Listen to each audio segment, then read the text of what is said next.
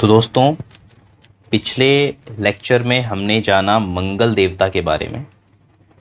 उनके लगभग सारी डिटेलिंग्स हमने कवर की।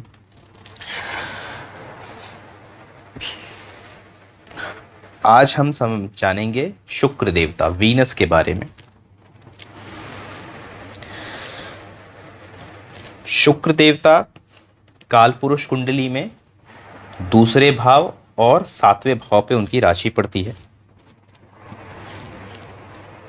जैसे कि मैं यहाँ पे शो कर रहा हूँ आपको, टॉरस और लिब्रा।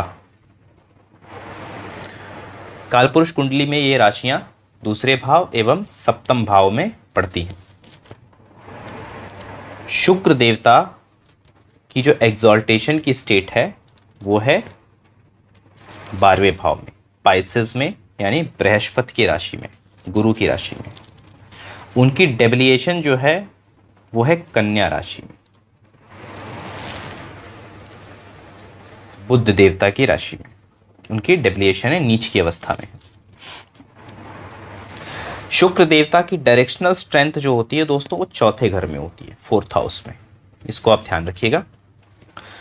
तो ये थी जो विशेष इंपॉर्टेंट चीज़ें जो अक्सर आपको याद रखनी चाहिए। एग्जॉल्टेशन, डेबिलिएशन, कालपुरुष कुंडली में कहाँ पड़ती है उनकी साइन, और उनकी साइन कौन सी है, बेसिकली ये क्लियरिटी आपको होनी चाहिए। अब दोस्तों, जैसे कि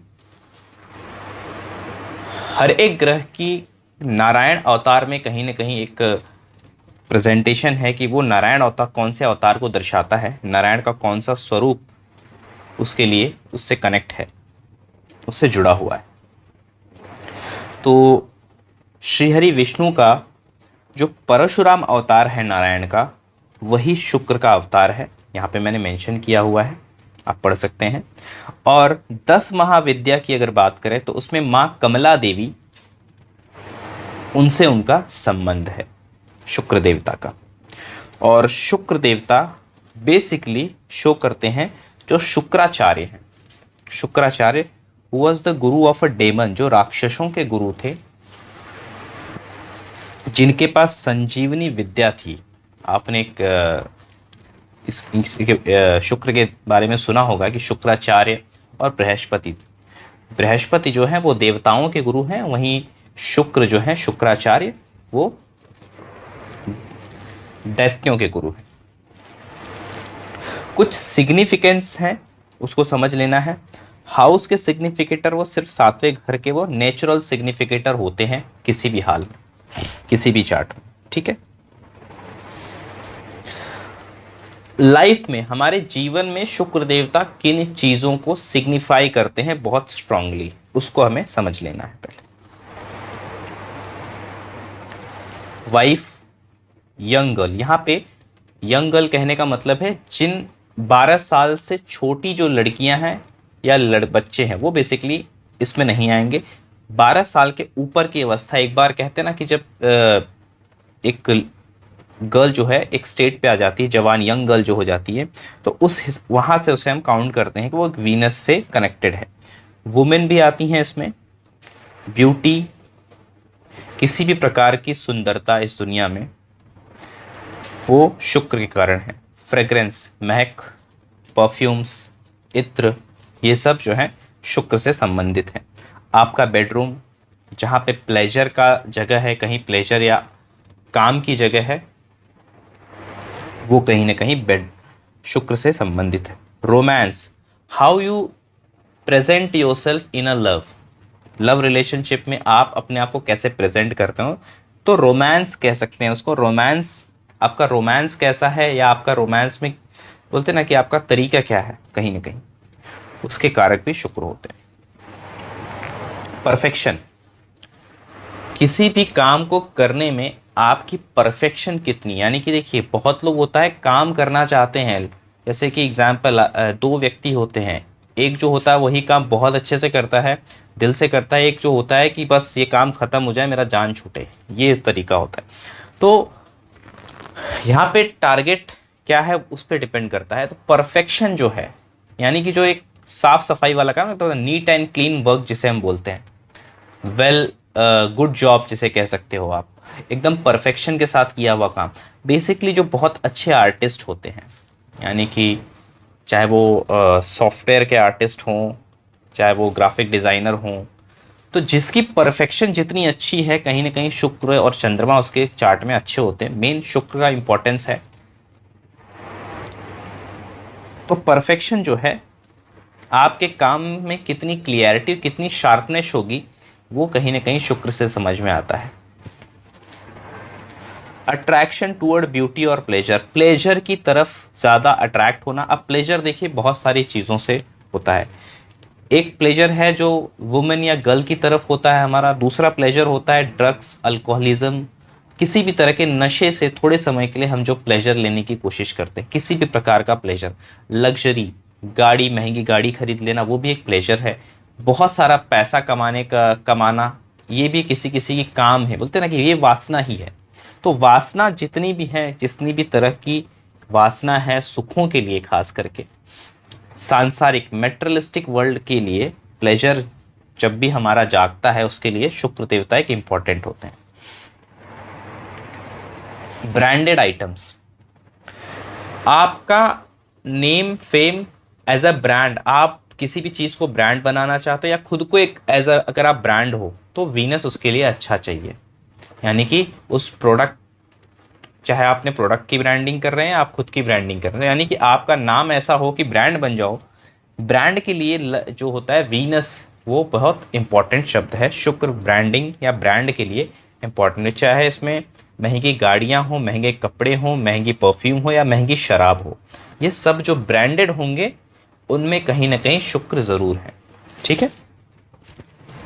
उसके बाद लग्जरी आइटम, लग्जरी मैंने आपको बता दिया, लग्जरी हर प्रकार की है, किसी भी प्रकार की लग्जरी आप पकड़ सकते हैं, लग्जरी का कोई लेवल नहीं है। हाई कंफर्ट, जितना ज़्यादा हाई कंफर्ट में आप रह सकते हो। देखिए हाई कंफर्ट कहने का मतलब यहाँ पे ये है, एक होता है कि ज़रूरत, जैसे चंद्रमा भी कंफर्ट जोन के लिए इंपॉर्टेंट होता है, लेकिन वहाँ पे जो इम्पॉर्टेंस है मून का, यानी कि वो कंफर्ट जोन जो रिक्वायर्ड है जीने के लिए, जीवन को निकालने के लिए, अच्छे से जीने, वो कंफर्ट। यानी कि घर में एक माता जी हैं, आपको, आपके पास एक घर है रहने योग्य, और घर के अंदर का वातावरण अच्छा, ये एक मून सिग्निफाई करता है। वीनस हाई कंफर्ट कहने का मतलब है कि बहुत आलीशान घर है, कई नौकर चाकर, बहुत तरह के कंफर्ट हैं आपके घर में, आपके घर में हर तरह के सुख सुविधाएं हैं हायर लेवल पे, तो वो जो कंफर्ट है उसको मैं वीनस का कंफर्ट कह रहा हूँ यहाँ पे। So this is a difference when we talk about high comfort.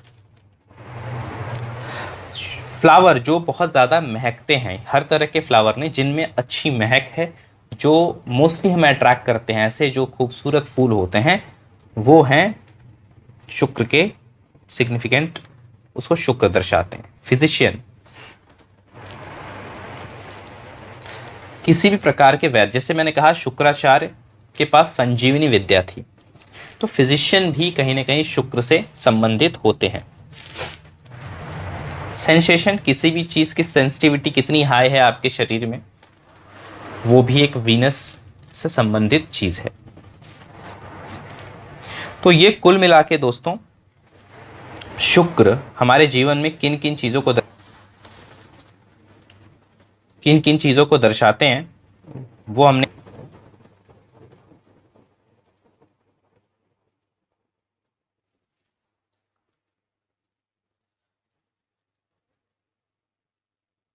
अब जो वीनस के बारे में इन डिटेल हम समझने की कोशिश करेंगे।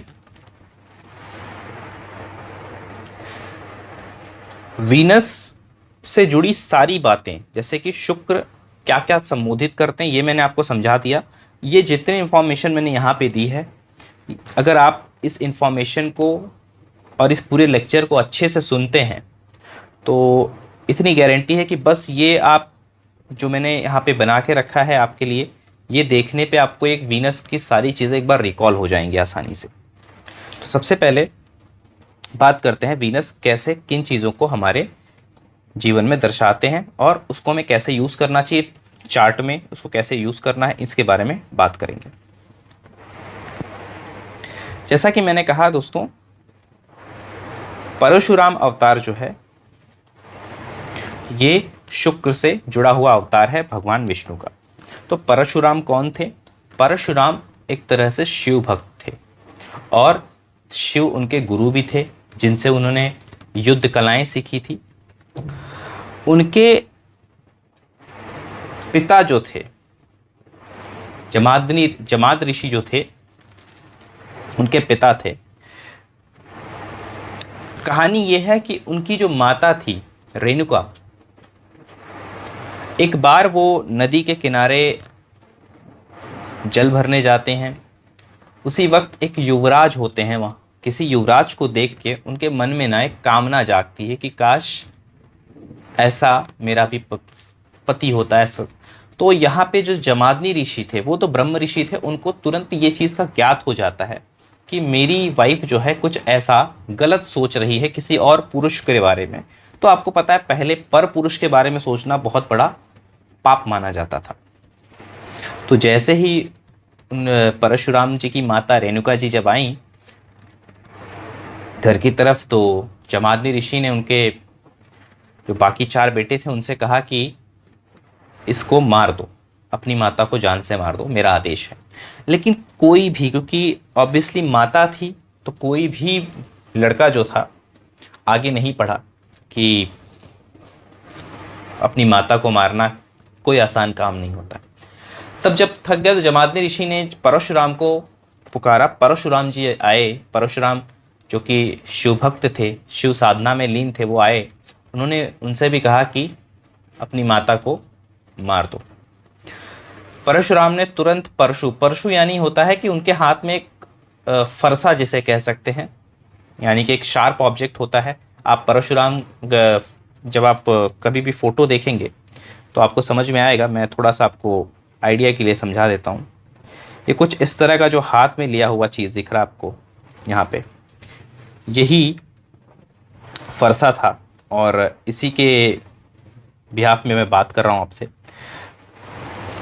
तो परशुराम जी ने फरसा उठाया और इमीडिएटली अपनी माता का सर जो है वो काट दिया। अब उनने सर तो काट दिया, ये बोलते ना कि ये जो समर्पण था पिता के लिए, ये देखकर जमादनी ऋषि ने कहा कि तुम मतलब अपने पुत्र से बहुत प्रसन्न हुए कि मैंने कहा और तुमने अपनी माता को मार दिया। मेरे इट्स अ वेरी बिग, मतलब बहुत बड़ी इस बात है ये कि कोई पिता कहे और पुत्र अपने माता को मार दे। ये ऑलमोस्ट नेक्स्ट टू इम्पॉसिबल बात होती है। तो ऐसा करने पे मात्र पिता के आदेश पे ये भी नहीं पूछा कि क्यों, किस लिए, ये भी नहीं पूछा उन्होंने, और इमीडिएटली अपनी माता के गर्दन को धड़ से अलग कर दिया। सो जमादनी ऋषि ने कहा कि मैं तुमसे बहुत प्रसन्न हूँ, तुम्हारी ये जो पुत्र निष्ठा है उसे देखकर मैं इतना प्रसन्न हूँ, जो चाहिए आप मुझसे वर मांग सकते हो। तो यहाँ पे परशुराम जी ने कहा कि आप सच कह रहे हैं। उन्होंने कहा बिल्कुल, मैं वचन देता हूँ, आप जो मांगोगे मैं दूंगा। तो उन्होंने कहा कि मेरी माता को पुनः जीवित कर दीजिए, यानी कि मेरी माता को वापस से जीवन दान दे दीजिए।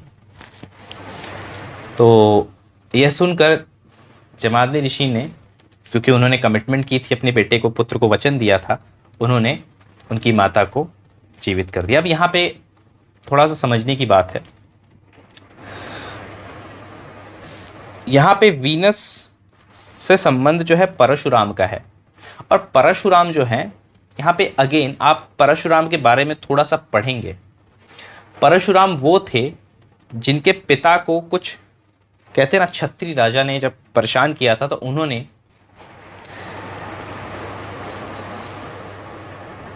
पूरी पृथ्वी से जो क्षत्रिय समाज था, क्षत्रिय लोग थे, उन सबका जो है नाश कर दिया था, उन सबको मार दिया था। तो काफ़ी शस्त्र विद्या में पारंगत थे, यानी कि बहुत हाई क्वालिफाइड थे, कह सकते हो आप।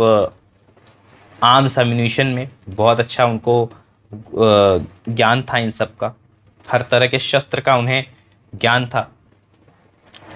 तो परशुराम जो थे, कहते हैं 36 बार उन्होंने धरती को विहीन कर दिया था क्षत्रियों से, यानी कि क्षत्रिय राजाओं से विहीन कर दिया था। कोई क्षत्रिय बचता ही नहीं था, सबको मार देते थे वो,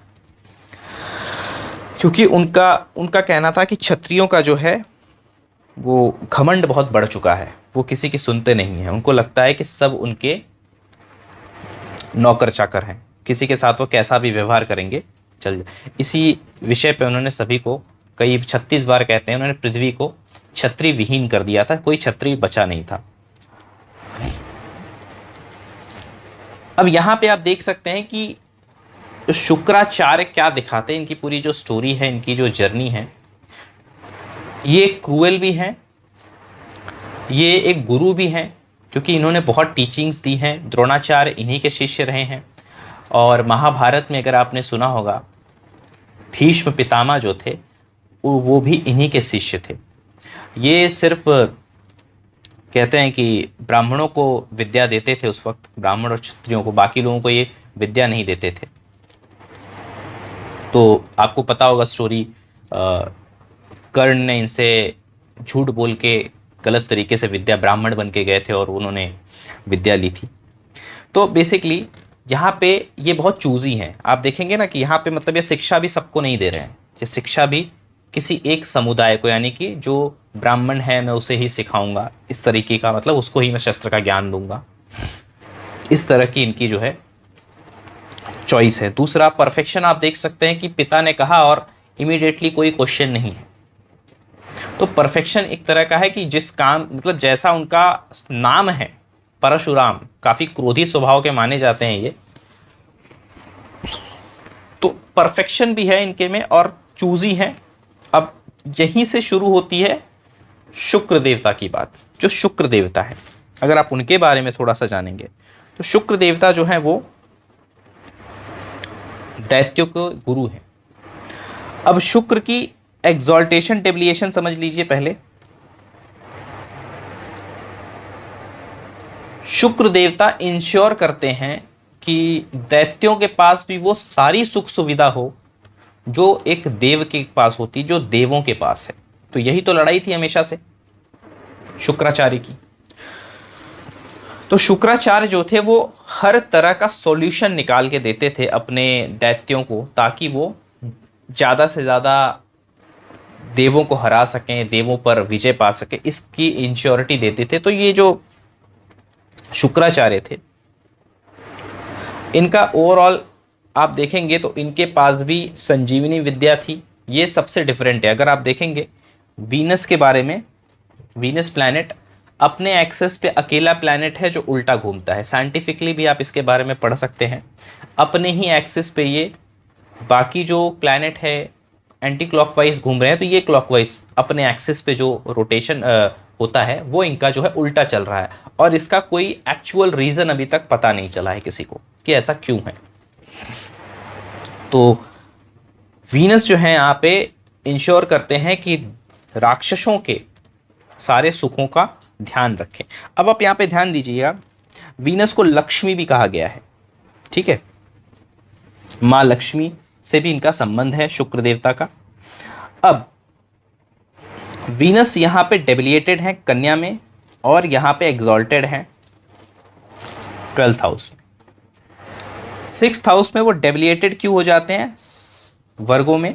क्योंकि कालपुरुष कुंडली में जो वर्गो साइन है वो 6वें भाव में पड़ती है। 6वें भाव में जो चीज़ें हैं वो शुक्र के लायक नहीं, क्योंकि शुक्र का आप देख सकते हो किन चीज़ों पे रूल करते हैं। यहाँ पे तो सब प्लेजर, लग्जरी, फ्रेगनेंस, मतलब जो भी अच्छी चीज़ें हैं जो हर इंसान अपने जीवन में चाहता है, मोस्टली जो अट्रैक्ट करना चाहता है, वीनस उसको दिखाते हैं। यहाँ पे 6वें भाव में ऐसी कोई भी चीज़ है नहीं। ये 6वें भाव में सारी वो चीज़ें जो मेहनत मांगती हैं, जो आपको एग्जॉस्ट करती हैं, जो स्ट्रगल मांगती हैं। इसलिए शुक्र देवता यहाँ पे बिल्कुल भी अनकंफर्टेबल हैं इस साइन में। और यहाँ पे जब वो आते हैं 6वें भाव में या कन्या राशि में, तो वो अच्छा फल नहीं देते। शुक्र 6वें भाव में बैठा हो तो इसे अच्छा नहीं माना जाता है। पहली बात, कन्या राशि में तो डेबिलिएटेड माना जाता है। डेबिलिएटेड का कुल रीज़न ये है क्योंकि ये झगड़े की राशि है, ठीक है, ये झगड़े की राशि है। और इसके अपोजिट में कोई भी ग्रह, याद रखिएगा, जहां पे नीच का होगा उसके अपोजिट में एक्सॉल्टेड होगा। तो अपोजिट में कौन सी साइन आती है? पाइसेस साइन आती है।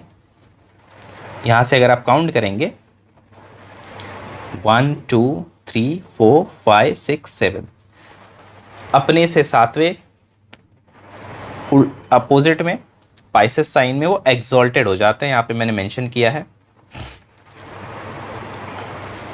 एग्जॉल्टेशन इसलिए होता है यहाँ पे क्योंकि देखिए शुक्राचार्य जो है, जैसे आपको बताया मैंने, शुक्राचार्य प्लेजर को दर्शाते हैं। और 12वां भाव जो होता है बेड प्लेजर का है। दूसरी चीज़ें जो हैं, 12वां भाव जो है वो खर्चों को दर्शाता है। जीवन में आपको जब भी एंजॉय करना होगा या भोग करना होगा किसी चीज़ को, तो आपको क्या करना पड़ेगा, शक्ति का खर्च करना पड़ेगा। सिंपल, बहुत ही साधारण सा एग्जाम्पल मैं आपको दूंगा। जब भी आप ऊर्जा खर्च करते हो, जब भी आप अपनी एनर्जी को लॉस करते हो, आपको अच्छा लगता है। फॉर एन एग्जाम्पल, आपको मैं अगर 10 लाख रुपए दे दूं और मैं कहूं कि ये आपके बैंक में रहेगा, आप इसे देख सकते हो, पर इसको कभी आप निकाल नहीं सकते, सिर्फ देख सकते हो, आप ही के अकाउंट में रहेगा, बट आप इसको बिल्कुल भी निकाल नहीं सकते, इसको यूज नहीं कर सकते। वो आपको कभी भी वो पैसा खुशी नहीं दे सकता। कारण क्या है? कारण ये कि एनर्जी को, यानी पैसा, आदमी क्यों चाहता है पैसा हो? ताकि वो ज़्यादा खर्चा कर सके, राइट। जितना ज़्यादा पैसा होगा उतनी हाई चीज़ें आप अफोर्ड कर पाओगे, उतना हाई एक्सपेंस करोगे, उतना ज़्यादा आप खुश होगे, राइट। तो वीनस यहाँ पे क्लियरली दिखाते हैं कि जो भी ऊर्जा को व्यय करके मज़ा आए आपको, जैसे एग्जाम्पल, किसी को मार के उसको बोलते ना अंडर में रखना। राक्षस क्या करते थे? राक्षसों का यही काम था ना कि कब्जा कर लेना, देवों के राज्य, देवों पे, स्वर्गलोक पे कब्जा कर लो और अपने वहाँ के जो भी सुख साधन थे उसको चुरा लो, उसको उठा लाओ, ऋषियों को पूजा मत करने दो, सबको अपनी पूजा करने ज़बरदस्ती करो। तो ये जो चीज़ें हैं, ये क्या है? आसुरी वृत्ति, इसे बोलते हैं ना, आसुरी वृत्ति है ये।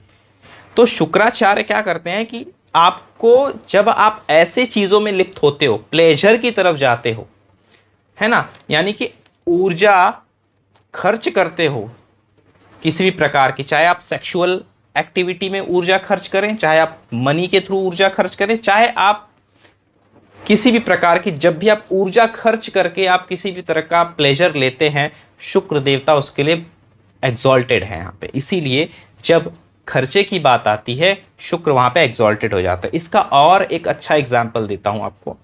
वाइफ को शॉपिंग कराने ले जाएंगे तो वाइफ खुश होती, राइट, कि वो चलो शॉपिंग करते हैं। तो यहाँ पे आप समझ लीजिए, वाइफ जो है वीनस होती है। वीनस और वाइफ को हम यहाँ पे जोड़ सकते हैं आसानी से। तो वाइफ को अगर आप कह दो कि चलो शॉपिंग करते हैं, तो वो बहुत खुश होगी। दूसरा, और एक इसमें पाइसेस साइन में और एक चीज़ कही जाती है कि यहाँ पे वो आपने फोटो देखी होगी, नारायण जो है वो शेष सैया पे लेटे रहते हैं शेषनाग में, और माँ लक्ष्मी उनके पैर दबा रही होती हैं। तो इसलिए भी कहा जाता है कि शुक्र देवता यहाँ पे एग्जॉल्टेड है, क्योंकि 12 नंबर आपको बताया था मैंने, आपके पैरों का है, आपके फीट का है बेसिकली। और माँ लक्ष्मी जब वहाँ पे होती है, कहते हैं कि वहाँ पे समृद्धि होती है, क्योंकि बेसिकली 12th हाउस में शुक्र होंगे तो खर्चा ज़्यादा होता है इंसान का। इंसान हमेशा ब्रांडेड चीज़ें या फिर लग्जरी आइटम, मतलब उसको हल्की चीज़ें तो पसंद ही नहीं आएंगी। फिर 12वें भाव में शुक्र हो तो आदमी हल्की फुल्की चीज़ें यूज़ नहीं करता, उसे हर एक चीज़ में ब्रांड चाहिए, हर एक चीज़ में क्वालिटी चाहिए। They are quality lovers, not a quantity lovers. तो ब्रांडेड चीज़ें जो होती हैं, वीनस 12वें घर में हो तो ऐसा होगा कि वीनस ज़्यादातर आपको ब्रांडेड चीज़ों की ओर ढकेलेगा, ब्रांडेड चीज़ों पे खर्चा करने के लिए आपको विवश करता है। तो ओवरऑल कहने का मतलब यही है कि खर्च करेंगे जब हम, और उसके बाद जो हमें प्लेजर मिलेगा ऊर्जा खर्च करने के बाद, उस प्लेजर के लिए वीनस जो है यहाँ पे एग्जॉल्टेड हो जाते हैं। इसलिए वीनस यहाँ पे खुश हैं। जैसे मैंने कहा, वाइफ यहाँ पे अगर शॉपिंग को ले जाएंगे, आप खर्चा करेंगे वाइफ पे, या फिर वाइफ के ऊपर आप कुछ भी खर्चा करें तो वाइफ खुश होती है। तो सिंपल है, Venus is exalted in 12th house. और एक 12th हाउस से जुड़ा एक लॉ है, मैं आपको समझा देता हूं। हालांकि जब हम चार्ट प्रैक्टिस करेंगे मैं आपको गाइड करता रहूंगा, ये सब चीज़ें वहां पे भी हम लगाएंगे। शुक्र देवता जहां भी बैठे, अगर उनकी राशि उससे 12वें हैं, एग्जाम्पल के तौर पे लेट्स टेक वीनस यहां पे बैठे हैं, ठीक है, आपके चार्ट में वीनस यहां पे बैठे हैं 3rd हाउस में, और पीछे जो है टॉरस की साइन है। मैं फिलहाल इसी कुंडली पे समझा रहा हूँ ताकि आपको समझ में आए। तो अगर आप यहाँ से काउंट करेंगे तो ये जो 2nd हाउस है ये 12वां पड़ेगा, राइट, और ये वीनस की ही साइन है। तो अक्सर वीनस जिस भी भाव से 12वें होते हैं और मतलब 12वें भाव में उनकी साइन होनी चाहिए, टॉरस हो या लिब्रा हो खास करके, तो उसको बाय डिफॉल्ट अच्छा कर देते हैं। वीनस से 12वें जो भी होगा उसको वो अच्छा कर देते हैं, उसको उसके ऊपर वो वीनस के अच्छे प्रभाव पड़ते हैं, गुड रिजल्ट मिलेगा वहां पे वीनस का। तो कहने का मतलब ये है, अगर वीनस मेष लगन की कुंडली जैसे हम समझ लेते हैं, एग्जाम्पल जो हमको दिख रहा है, वीनस यहाँ पे बैठे हुए जेमिनाई साइन में, यहाँ से 12वां घर कौन सा हुआ, दूसरा भाव।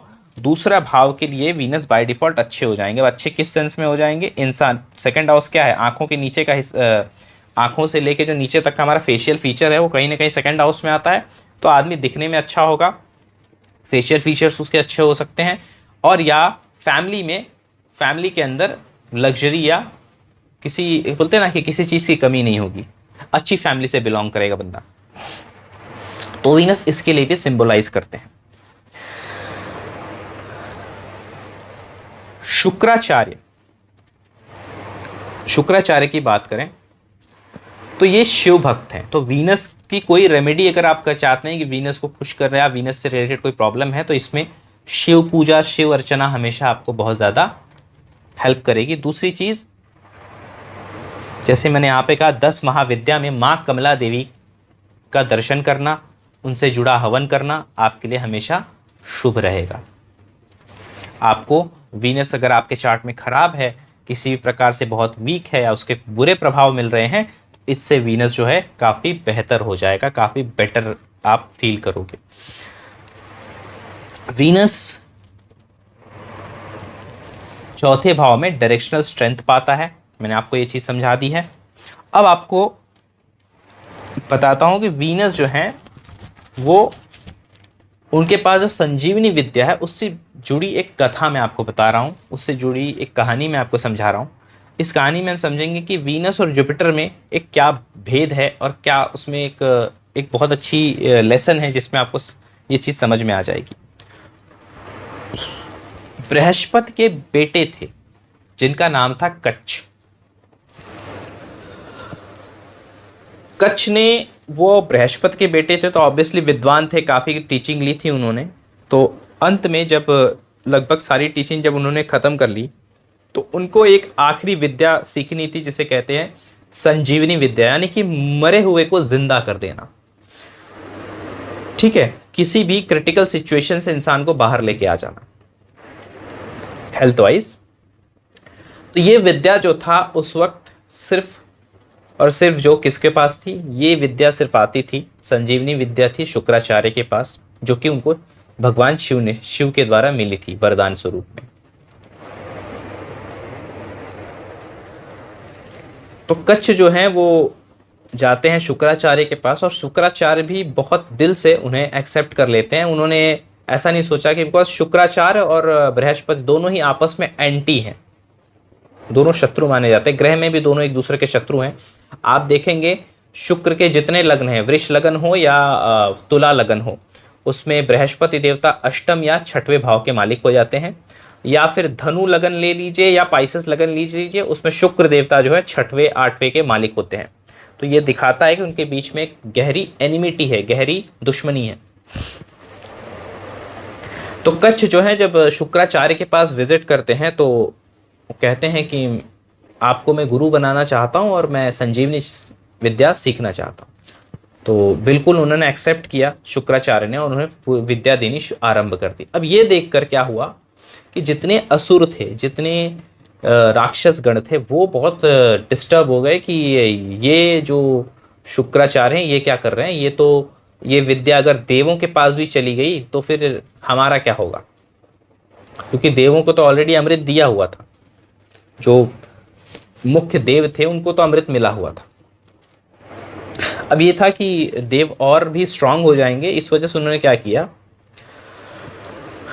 कच्छ को मार दिया, जान से मार दिया उन लोगों ने। अब जो हुआ कि शुक्राचार्य ने सोचा कि ये तो बार बार ऐसे हो रहा, तो उन्होंने क्या किया, कच्छ को पुनः जीवित कर दिया। फिर से उन्होंने, राक्षसों ने जो है कच्छ को मार दिया, और क्या किया इस बार, उसके बहुत सारे टुकड़े करके, उसको पीस करके, एक तरीके से ये कथा में ऐसा जो मेंशन है मैं आपको वो बता रहा हूँ, वो शुक्राचार्य को खाने में डाल के दे दिया, खाने में मिला के खिला दिया उनको।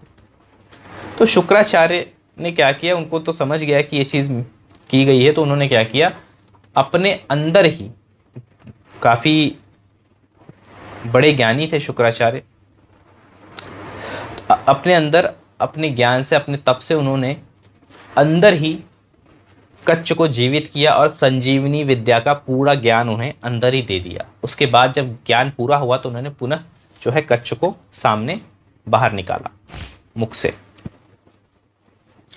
अब जो कच्छ थे, इस दौरान जो थी शुक्राचार्य की जो डॉटर थी, उनकी बेटी थी जिसका नाम था दिव्यानी। दिव्यानी जो थी वो शुक्राचार्य की बेटी थी। उन्हें जो कच्छ था वो काफ़ी पसंद आया, बहुत अच्छा लगा उन्हें। देव था और वो चाहती थी कि उनकी शादी जो है किसी देव से हो, उनकी बहुत इच्छा थी उनके डॉटर की। तो जब कच्छ जाने लगते हैं तो वो आके खड़ी हो जाती, कहती तुम नहीं जा सकते हो, तुम्हें मैं तुमसे विवाह करना चाहती हूँ, मैं तुम्हें पसंद करती हूँ। तो कच्छ जो थे वो तो ज्ञान के लिए आए थे और उनका पूरा जो कंसंट्रेशन था कि नॉलेज की तरफ था, ना कि शादी करना या इस किसी स्त्री की तरफ, तो वो उनका कोई अटेंशन ही नहीं था। उन्होंने कहा कि देखो ऐसा है कि मैं एक ज्ञान को ढूंढने वाला व्यक्ति हूँ, ज्ञान के लिए मैं यहाँ पे आया था। ये थोड़े से हाड़ मास के लिए, यानी कि उन्होंने ऐसा एक शब्द कहा कि हाड़ मास यानी कि जो शरीर, जो पुतला है, जो नश्वर है, इसके लिए मेरे मन में कोई माया मोह नहीं है, सो मुझे जाने दो, मुझे आप में कोई रुचि नहीं है। ये सुनकर जो है दिव्यानी को बहुत क्रोध आया, जो कि शुक्राचार्य की डॉटर है।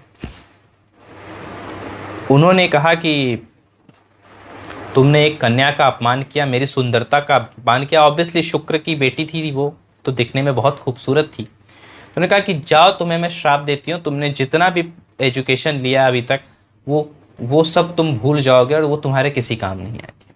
अब ये बहुत बड़ा श्राप था।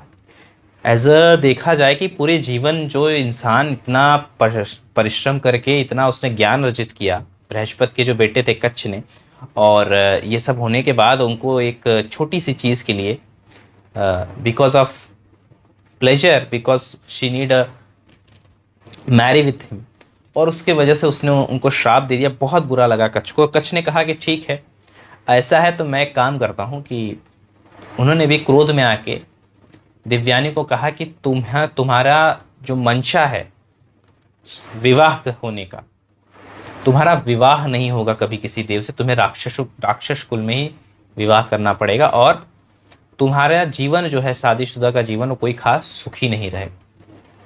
उन्होंने भी उनको श्राप दे दिया।